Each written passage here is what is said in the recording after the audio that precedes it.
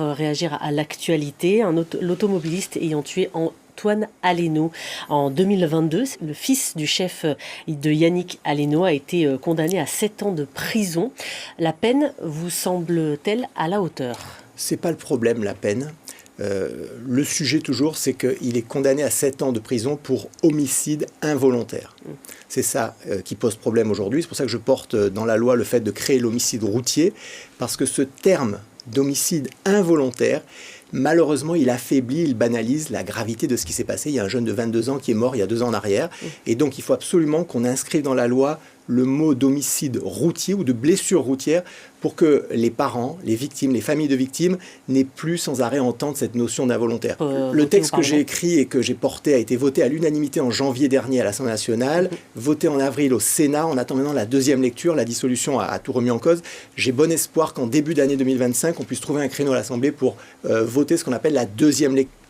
Vous avez également présenté une proposition de loi visant à élargir les pouvoirs judiciaires des policiers municipaux afin de leur permettre de gérer les infractions du quotidien. Alors c'est un sujet qui est extrêmement important parce qu'aujourd'hui, il faut savoir qu'il y a 28 000 policiers municipaux en France. Les prospectives, c'est à peu près 35 000 dans les années qui arrivent. Et qu'aujourd'hui, les polices municipales, qui, je le rappelle, sont armées, formées, entraînées, expérimentées, sont devenues la troisième force de sécurité dans le pays. Tout dernièrement, lundi dernier à Saint-Étienne, vous avez suivi l'actualité, c'est un policier municipal qui tire sur un délinquant qui était armé, qui aurait pu commettre de graves délits. Donc aujourd'hui, il faut qu'on aille plus loin dans les pouvoirs qui sont confiés aux policiers municipaux. Pourquoi aller plus loin ? Pour qu'ils soient plus efficaces et que ce soit plus efficient.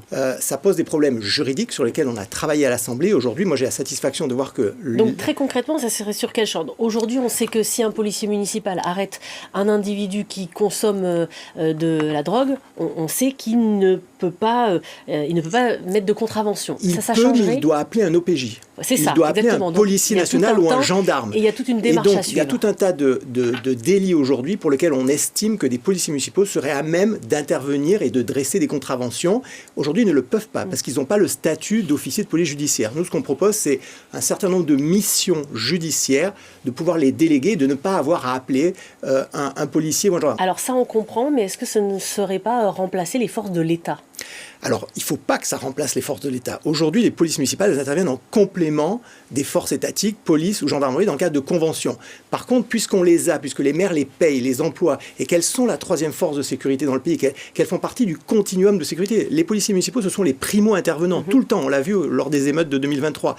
Il faut qu'on leur donne la capacité à mieux intervenir, à mieux se défendre et à être plus efficace en termes de sécurité. C'est ça le projet. On est parti de ce qu'on appelle les censures du Conseil constitutionnel de 2011 et de 2021, qui prévoit que pour déléguer un pouvoir judiciaire, il faut que l'agent, qui est un agent municipal, soit totalement sous contrôle et qu'il y ait un lien manifeste entre le procureur, l'autorité judiciaire et cet agent.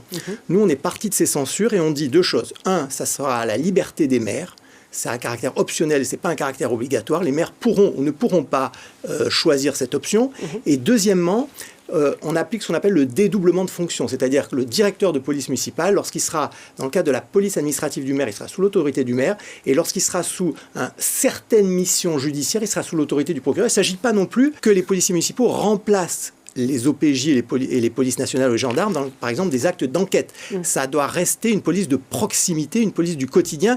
Et c'est, par exemple, la vente à la sauvette, c'est l'usage illicite de stupéfiants, c'est les gens du voyage sur un terrain, c'est les halls d'immeubles, c'est le contrôle d'alcoolémie. Alors, il y a certains policiers municipaux qui, face à cette proposition, craignent que ça leur donne davantage de travail tout en étant payés la même chose. Vous leur répondez quoi ? Ils ont raison. Ils ont raison. Aujourd'hui, il faut travailler sur le volet social. Ce n'est pas le sujet dont je me suis emparé, mais il y a un sujet de reconnaissance sociale des policiers municipaux aujourd'hui en France qui est à traiter. Ils sont catégorisés, il y a des problèmes de retraite, il y a des problèmes d'intégration des primes pour calculer leur retraite. Et là, la ministre Vautrin, qui est la ministre en charge des collectivités territoriales, il travaille avec l'AMF. Et oui, il faut que cette évolution de leur place dans la société en termes de sécurité s'accompagne d'une évolution de leur statut social. Mais ça ne fait pas partie de ce que vous proposez. Non, ce serait dans un deuxième temps.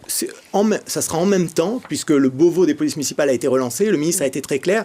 On traite en même temps les problèmes de formation, de statut social et d'extension des pouvoirs.